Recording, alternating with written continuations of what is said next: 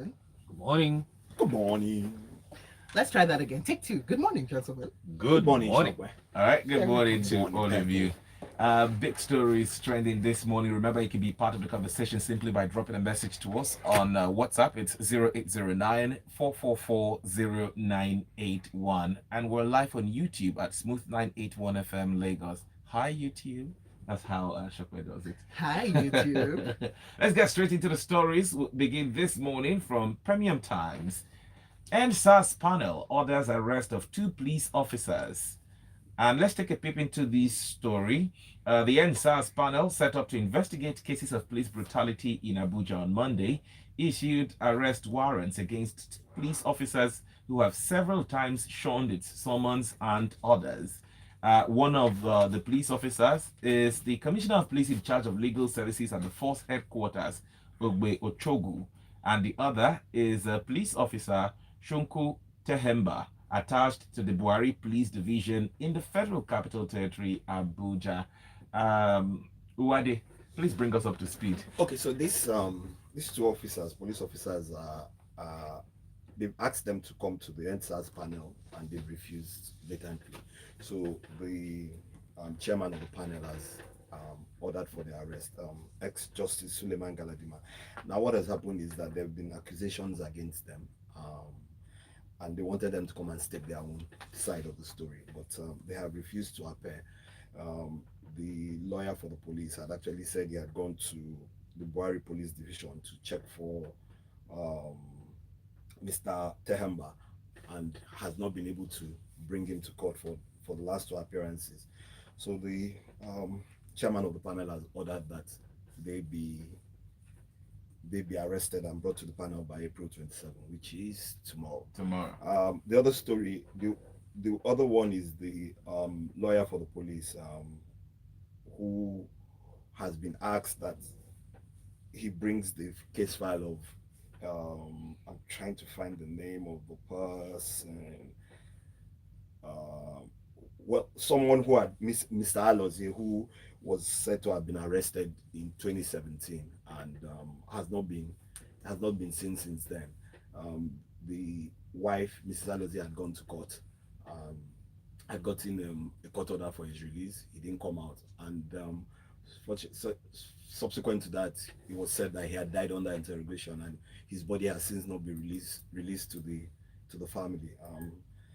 This is just, I don't know, when those who are supposed to uphold the law are breaking the law in terms of appearing before a panel to share their own side of the story or bring a case file, then it beats me what would happen to ordinary citizens when when they break the law. I'm sure they'll bust your doors down and kick you in so that you can get to court. So Really sad one there. yeah, really, really sad.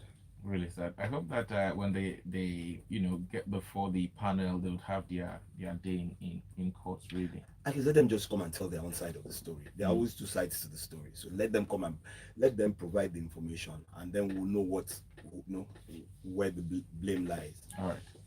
All right, let's take a look at this next article in from the Guardian newspaper. NIMC server glitch invalidates linked NINs and leaves subscribers stranded. So the reported server crisis or downtime that was suffered by the National Identity Management Commission a few weeks ago may have been resolved, but its consequences are still being felt. Now, so over the weekend, we heard from the government, which attributed the delay in issuance of international passports to this rare but sudden breakdown of the NIMC server. But also, what has now come out is that the crisis also invalidated some linked national identification NINs to SIM cards, meaning that a number of businesses and individuals have been barred from using their lines and have to go through the very taxing process of going to the offices and doing this whole issue all over again. So the article, Justin, goes on to talk about how people have been going to the telecoms operators but are still unable to do anything because they are saying that there's no network, that they are still not able to access that. What would you say to all of this? The imperative of consequence, like I always say, is dead in this country. So the NIMC NIN program has assumed very important dimensions. in very recent times, with the policy directions that the current administration is facing, which ideally is a good thing. That is what the program was designed to do: link identity. Let's have a single version of the truth about whoever is in this country.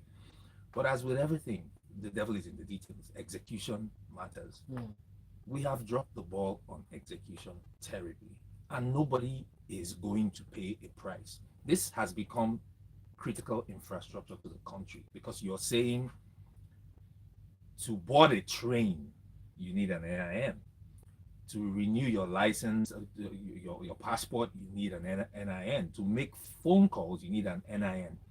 That means the back-end infrastructure that supports all of this now very critical infrastructure should be very robust, should be upgraded, should be zero downtime. And zero downtime is not a reach in today's world. Okay, in the world of technology, zero downtime is not a reach. Redundancies are built in. But let me So not go on a Justin, rant. Let me just quote. Justin, what I would ask is, so we've seen the consequences for the even just telephone and passport holders, for the subscribers, for people who want to travel who cannot get their passports. So what about the consequences on the other side of this? Oh, okay, thank you. That the consequences I'm referring to are consequences on the side of the authorities. Now listen to the quote from Ogbeni Abdul Rauf Aregbesola, who is Minister for Interior. In this current situation, where even people who have complied, right, by linking and gotten confirmations, are barred from making calls because back-end infrastructure has glitched. Ogbeni Rauf says, we are not the ones holding your passports and preventing you from traveling. The problem is the inability to link your biodata with your name. That is beyond our control. Yeah. End Whose quote. control does it rest in? If you ask me. Now who I go ask? All right. Remember, you can be part of the show by sending messages on our WhatsApp portal 0809 444 0981. Let's take you now to the This Day newspaper. WHO. Malaria killed over 602,000 people in Nigeria and others in 2021. Yesterday, the WHO, World Health Organization, disclosed that no fewer than 602,000 people died of malaria in Nigeria and other African countries in 2021. And the WHO yesterday made this comment as it was World Malaria Day, and put the numbers at 602,000 in Nigeria and about 5 other African countries. Were the huge numbers there? Well, the 5 other African countries, along with Nigeria, account for about 55% of the malaria deaths. However, when I look at this, it's so sad. It took us how many months to get a COVID vaccine? 9 months. And it's taking us forever to get a malaria vaccine. To date, as of November 2021, total deaths in Africa for COVID was 222,000. And in 1 year, 602,000 Africans are dead from malaria. So I start to wonder, in 20 years, they spent 784 million. In 18 months, they spent trillions of dollars in getting a vaccine and telling the whole world that if we don't get the vaccine, we'll die. It's good to get the vaccine, don't get me wrong. But what are you doing with the deaths year in, year out, every time it happens when it comes to malaria? And that's the question here. So when who list out all these data and statistics, and you say you spent so much money, in 20 years you spent less than $1 billion on malaria in Africa. What are the African governments doing in terms of fighting this? And these are the questions you really need It's to quite ask. interesting, Wadi, but you juxtapose this with COVID-19, but we see that COVID-19, that was something that affected the world on a global level rather than Africa. And let's face it, we have seen even in media coverage, not us because we're Nigeria first, but we have seen the coverage that is given to Africa and African problems, things that are viewed as African problems versus things that are viewed as the world's problems or European problems. That's why I asked the question, what are the leaders in Africa doing? why are we waiting for handouts from everybody rather than tackle this? And it's quite interesting looking at Nigeria's vaccine program. Where's that? Which one? Nigeria's vaccine program. Where is that at? I have no idea. Mm. I really don't have an idea.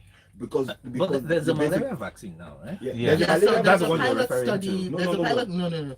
He's talking about the COVID. The COVID vaccine. Oh, okay. okay. That's there is a malaria. There is a malaria. But is it in Nigeria?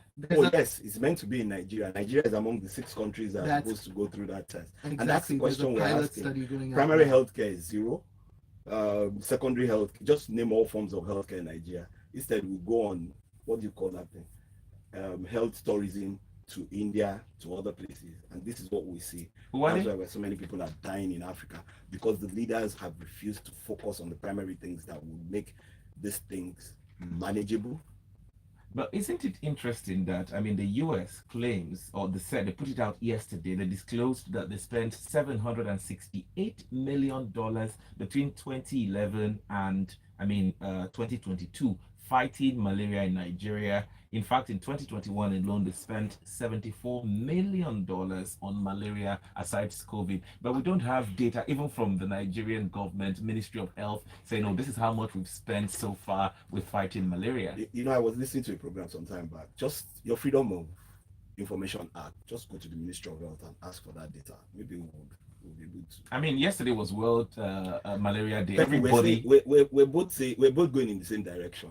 What is the government? You don't publish this data. Nobody knows who falls ill. Everybody, that's those who go to hospital.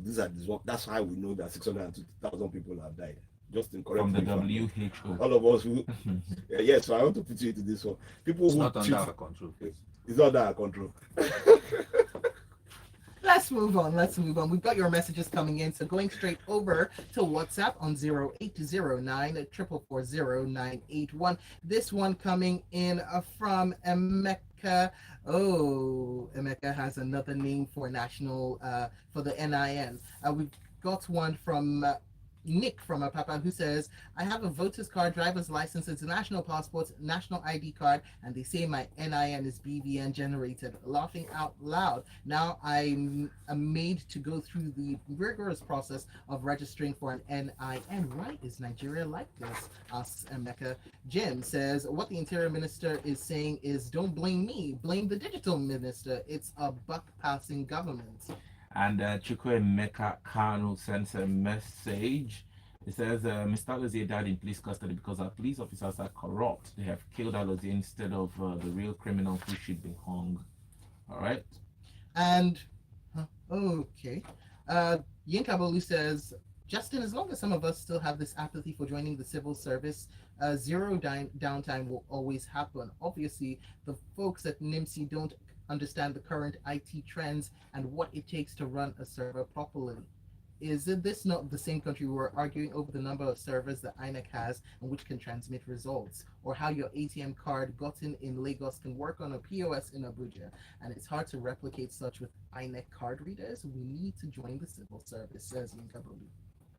All right, so let's get back into the stories, and this very one coming in from. Let's look at it. Coming from the Guardian newspaper. Federal government to concession 42.74 billion metric ton of bitumen reserve. Now, the federal government has concluded plans to concession its bitumen reserve, about 42.74 billion metric tons to stop over-reliance on imported bitumen for domestic road construction. Gentlemen.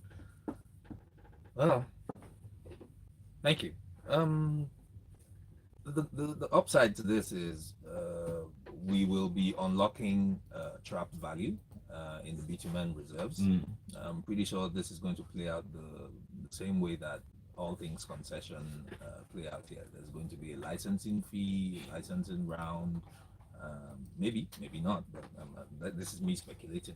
The substance of the story is what you've pretty much summarized. We have a reserve size of 42 billion metric tons, which has remained largely unexploited, and we've been expending dollars on imports. So this is in line with import substitution and developing our own natural reserves. I do hope that companies that have the capacity to extract the resources safely for the environment are engaged to do this, and it doesn't end up as a crony-based program. And but more importantly for me, a more sustainable approach, because part of the rationalization for the according to the minister here is how a lot of materials are transported by road in Nigeria, and therefore he envisages that there will be a lot more road construction. I would like to see a program that plans for transportation of goods on a mass scale by rail as against by road, because that's a lot more sustainable. But still a good thing that we're taking note of. Isn't it interesting to find out that we still import bitumen for road constructions in Nigeria when, I mean, we can actually get some of it here? It's not under our control. Interesting. Yes. Even more interesting now, the story in from the Premium Times. NDLEA arrests suspect behind 3 billion naira tramadol linked to Abba Kyari. This coming in from the Premium Times. Now, a statement by the Director of Media and Advocacy at the NDLEA, Femi Babafemi, on Monday in Abuja, said they arrested Mr. Afa Malinson Emmanuel Ukatu on the 13th of April after months of surveillance and evading arrest, and they caught him aboard a flight to Abuja at the MM2 terminal of Lagos Airport. Now, he said that Mr. Babafemi said that investigations revealed he had been a major importer of large consignments of different brands and high dosages of tramadol hydrochloride, all of which are illicit. So, well, just this new development of the Abba Kyari case. Your thoughts? See, as I was reading this story, it was giving me Stephen King novel vibes. You know, Jason Bourne, James Hadley Chase, all of them mixed together. Real crime thriller. I mean, all the makings, all the elements of a real crime thriller are present in this story. We have a rogue cop in this story. We have a mafia boss who disguises as a business mogul who has a double barrel name. I mean, look at that name, guys. Just where's that? Afam Malinson Emmanuel Ukatu. This is two people in one, Dr. Jekyll and Mr. Hyde. And back to the heart of the story. So, Thank you, allow me to flex now. Anyway, okay, seriously. So the story is, we all remember the Abba Kyari saga, right? The police Abba Kyari, not the late Abba Kyari, because there's been some confusion about those two. Substance of the story is, Kyari's team seized 202 cartons of tramadol with a street value of 3 billion naira. Nice work if you can get it. 202 cartons. Actually, illegal work if you can get it. What am I saying? So from this gentleman, mobster, drug boss, Mr. Man who has a double barrel name, is too long for me to remember. So they seized 202 cartons during a sting operation from his people. But somehow, curiously, only 12 cartons made it into the evidence room, right? The other 198 cartons, and somehow this was what Mr. Kyari was trying to dispose of in the market, I think. It was related to all of this, and then he was nabbed. So the trail started unraveling, and so they are telling us that, look, for the past few weeks, they've been on the trail of the kingpin who was behind the actual importation of the drugs, and they finally got their man boarding a flight from somewhere within the country to somewhere else within the country, and he's been arrested, and we should put the popcorn in the microwave and get a drink. Wait for the story to disappear from the headlines. All right, so this will just be very interesting for the trial that we're seeing carried for top members of his team going through. All right, so let's take a look at another story. Now, this one comes in from the Vanguard newspaper. Federal government's deficit spending rises 23% to 7.3 trillion naira. Why? Can you take us through this? Okay, so let me just give you a quick review of the 2021 approved budget. Revenue target was 7.99 trillion. Expenditure was 13.5. Revenue that was gotten for 2021 was about 4.39. About 4.39 trillion. And expenditure was about 11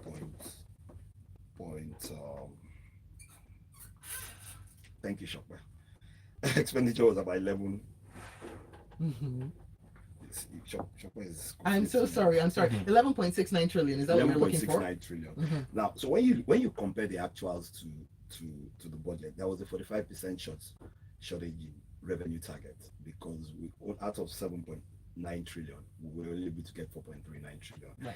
Though the expenditure in terms of the budget, the actual was less, it still was higher by 23%. The expected deficit for the 2021 approved budget was about 5.6 trillion, and now we spent 7.3 trillion. And when you consider this, there was still a reduction in capital expenditure. So meaning about 78% of 78% 78% of the expenditure was recurrent. Now it just goes to tell you, and that means we borrowed more money, we got less, we borrowed more at the end of the day. It's amazing. It's just amazing. What do you want to say? And this year again, we're going to run on this kind of budget because we have an election year. How long can we run on this kind of budget? Until this administration goes, and then we'll, because we are going to borrow in 2022 and then borrow in 2023 and leave us with the debt. Technically, the answer to that question is forever, because this is government. They can just keep printing more money. What then happens is I think we've seen the effects of printing more money. inflation, devaluation. No, I'm strictly answering the question. No, there's a different kind of inflation that has superpowers. Ooh. It's don't know not just that one. regular Runaway inflation. inflation. Not hyper, runaway. The type that you can't catch it. The Usain Bolt brand of inflation. Yeah, that's where we're going. Yeah, so let's This one, are you just sure it's not the marathon one? let's just confirm the type of inflation. Yeah. Because inflation is many things at this point. At this point in time, yeah. So the government can decide that it wants to continue printing more money. Well, the government is actually. The government will always have money to fund whatever it wants Yeah, to do. if it wants to fund it, just print more. In fact, if there's no money to steal, government can print money just to steal it. And what happens when that happens?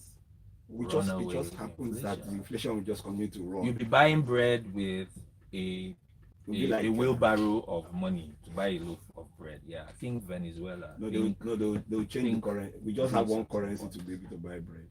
One Right. note. yeah. So don't be asking those kind of questions if you don't want these kind of answers. Thank you. But that's really the truth. We All have right. spent more than we. Gentlemen, let's look at the WhatsApp portal to take some messages. Fabian from Ekwe sent a message. He says, concerning World Malaria Day, I fully concur with Uwade. Foreign countries and the WHO have continuously supported Nigeria to fight malaria and encouraged research towards getting a vaccine. The reason for the government to choose research to get a COVID-19 vaccine is not far-fetched. They follow the money. True. All right, we have this other one here. From Mary from Ojota says, what an irresponsible reaction by the minister. If it's not under the control of his ministry, is it then the responsibility of the passport applicants? Well, actually, part of it was, he said that their names were different for their passport applications than from the NIN. Excuses. Says, is it, I'm just saying what he said. Is it an act of God? If not, then who is responsible? Mary from Ojota asks. Whilst Tayo says the story of Super Cup Kiari is a gift that keeps on giving, and Mojisola has nothing to say at this point. And Ian Kabolu comes in and says, apart from Abakiari, aka Jack Bauer, having his days in court and hopefully behind bars eventually, his account officers must be made to face the law as a deterrent to banks.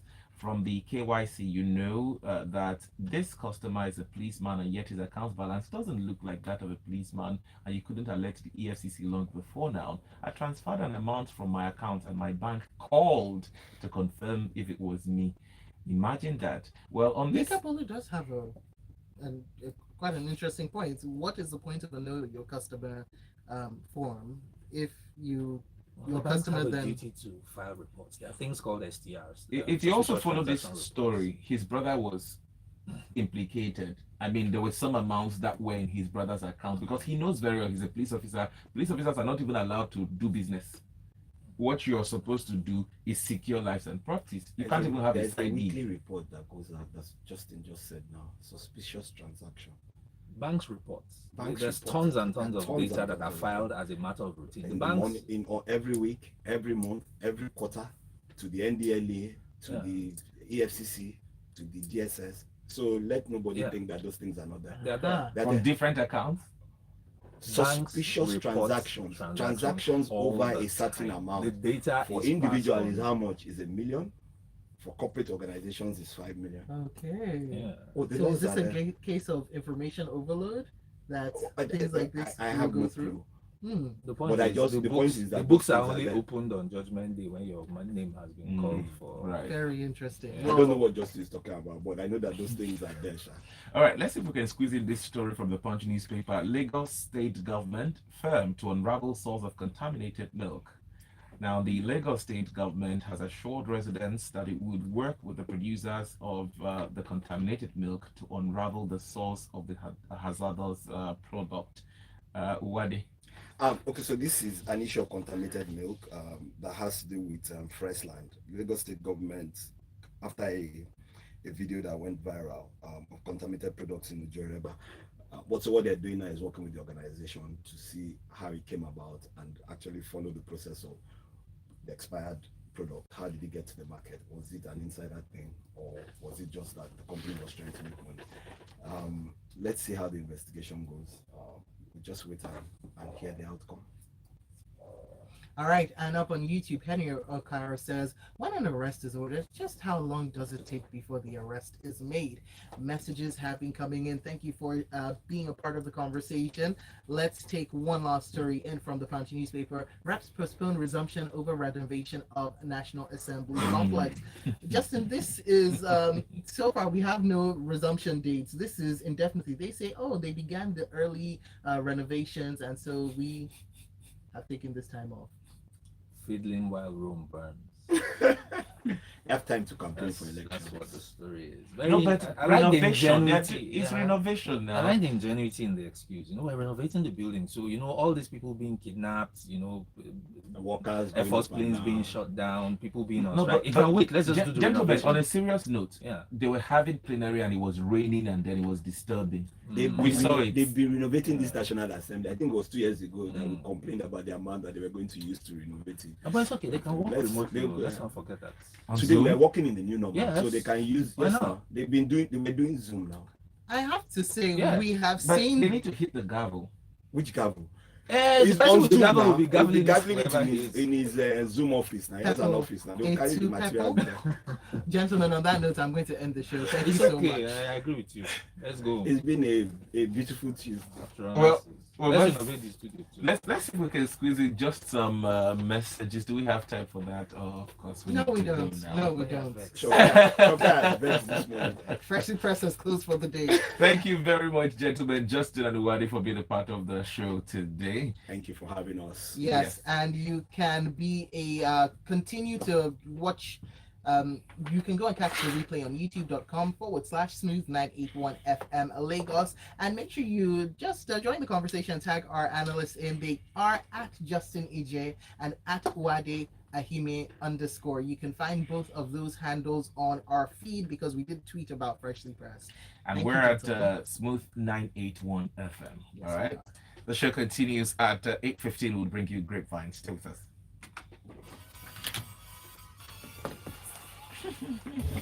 I'm playing this song. Should you play the Freshly Pressed stuff? Skip straight to the groove. Okay, it's been a Thank you, brilliant you show again this morning. Justin, can we go?